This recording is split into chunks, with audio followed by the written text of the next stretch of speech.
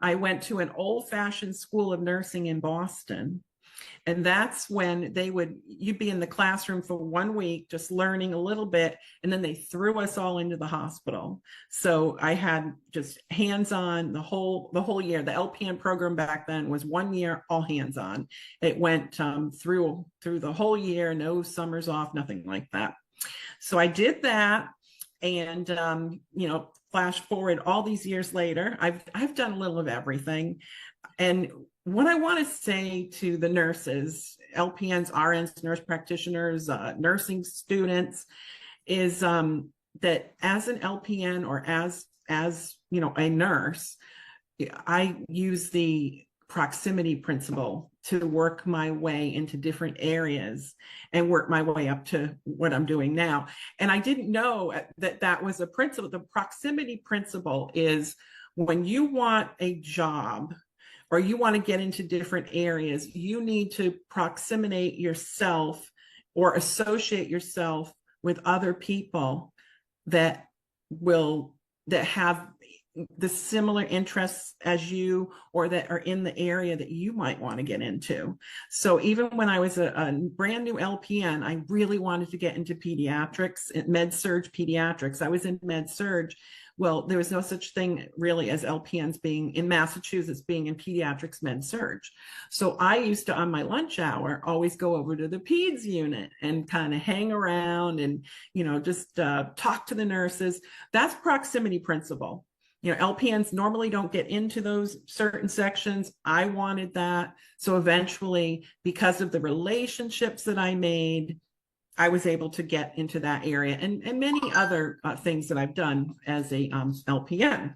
That's one of the big things I want to say is that if you try to surround yourself with people that inspire you, that you connect to them, LinkedIn is an amazing place to connect to. So throughout my years, I've done all kinds of different things as an LPN. Never wanted to be an RN. I thought about it a few times, but I was happy with what I was doing as an LPN. And I even got into some case management, home health. I worked with the visiting nurses. I mean, I actually did home health where I was seeing the patients, doing wound care and various things, visiting one patient to the next. I was doing home health on the weekends, hospice. I even did some supervisory work as an LPN. Of course, there was always an RN, over me. Anyway, fast forward to now, I am still an LPN, and prior to COVID, about 3 years prior to COVID, I got into a lucky opportunity. It was a doctor that wanted to start the remote nursing program for his patients. I just wanted to say thank you for bringing up like the history of nursing and the strong role of LPNs, and that you're happy in your current role and you never wanted to pivot to another role. I think that there's so much importance in being happy where you are with your current credentials. Yeah. Well, I have said, like, to some of the RNs that were my charge nurses, I have said, I'm happy as an LPN and I don't want to be a charge nurse because I don't want to be responsible for anyone else but myself. My patients, of course, when I'm on med surg or wherever I was always under the direction of an RN or a doctor. But, when I'm the LPN and I'm not charge nurse or anything like that, I'm responsible for myself, my patients. And I really enjoyed that, enjoyed not being responsible for other nurses and then their patients. And so especially many times RNs are, responsible for everybody. So that's one of the reasons why I just really loved my role in what I was doing. And I just didn't want to ever get into any of the supervisory stuff. But anyway, yes, I was at the hospital and nurses are always looking around to see what's out there, what's better, like I really love my hospital job, but we are always looking to see, okay, so who's doing what and what's what. And it wasn't like I was ever in my whole life, I was never like I was always looking for money, money, money. I was looking for opportunity and what's different. And just like I said, taking your interests and then attaching them and associating yourself with other people, getting to know people, rooting them along the way, becoming friendly with them, whether it be on Facebook or on LinkedIn. I recommend LinkedIn because it's really a good place for nurses, especially if you want to, go further in your career. LinkedIn's definitely the place to be. So long story short, I did take on a part-time position for a doctor that was starting the Medicare Case Care Manager program that came out in 2015. This was 2017 that I took this position, and he handed me the software for the remote patient monitoring and transitional care. And then he handed me the Athena healthcare software, and he just handed me this computer software and said, learn it. And Athena had a little bit of educational programs on their system. So I learned the Athena computer system. I'm not a computer person. And then I learned the Thorough Care system. The president of Thorough Care back then had no real training for what he was teaching me. And so he taught me himself. So I enjoyed my job. I worked from home.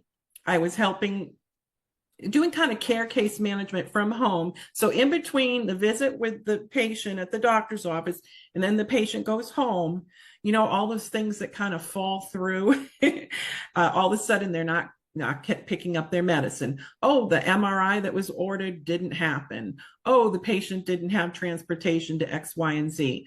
So my job was care coordination, care management, taking care of those gaps. SDOH, if you don't know what SDOH is, you got to know it. SDOH is social determinants of health. It is the key word, SDOH, the key word for 2024 and into 2025. But nurses have done SDOH forever. SDOH is making sure your patient could pick up their medicine or it's delivered, making sure that does your patient have food? Do they have a roof over their head? Do they have, are they seeing the other doctors that they were supposed to see, transportation, just the basics, social determinants of health. So I did a little of all that, enjoyed it. Long story short, the nurses at the hospital begged me to write a program on how they could do remote nursing. And I said, well, I don't want to do that. I don't want to write a program. I don't do that kind of stuff. And they said, please. So for 6 months on and off, they begged me. They said they wanted to do what I did. And this was, so new back then. Anyway, I wrote the program and eventually they came. And that was my first course. And then I've written many other programs since then. So I know I could talk for hours. So I know we want to condense all this.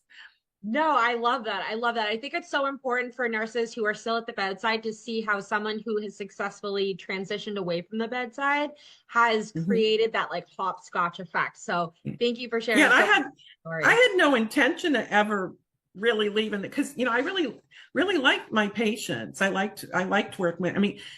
Sometimes it was hard at the hospital or in the nursing homes or in home health. Sometimes you have too many patients or something's going on. But the majority of the time, I did really enjoy being a nurse. I enjoyed my patients. Most of the time, I enjoyed the other nurses I worked with. Of course, there's always going to be a few that you don't like. And you got to try to get along. And there's always going to be a few that are cutthroat. And as you get older, you eventually learn to let some of that stuff just kind of roll off your shoulders. It's not easy working with I used to say a whole bunch of hens, ladies. And of course, we have gentlemen that work with us too. Many of us nurses really enjoy when there's a male nurse on the floor. It kind of breaks up everybody. So, the majority of my time I enjoyed being a bedside nurse or home health nurse or whatever. This was a kind of a fluke. And I all of a sudden realized that I could still be a nurse and enjoy it and not touch the patients or even see them. Now, some remote nurses see the patients on the video, but I was just doing telephone. And I realized, wow, it's a whole new nursing skill to be able to help a person when you cannot touch them. You cannot really see them. You cannot smell them. Nurses use a sense of smell, even though we don't particularly want to smell the bad smells. You can smell gangrene before you walk into that room of the patient's room. Diabetic, you can smell the diabetic sweetness sometimes down the hallway.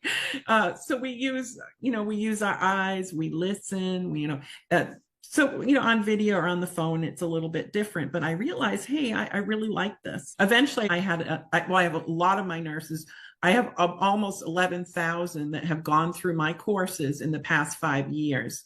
Nurse practitioners, doctor, nurse practitioner, a few doctors, MSNs, BSNs, ASNs, diploma RNs, and LPNs and LVNs. So a variety of everyone.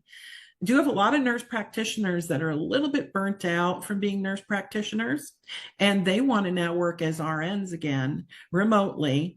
Some of them will work remotely as an NP, but a lot of them want to do utilization review or care case management remotely and use their RN again and not their NP. And so I have people coming to me like that. They're working as an NP, maybe in primary care or family practice. They're seeing way too many patients per day. And after X amount of years, they're like, maybe I'll go use my RN license and take utilization review from Marie. So I teach utilization review also.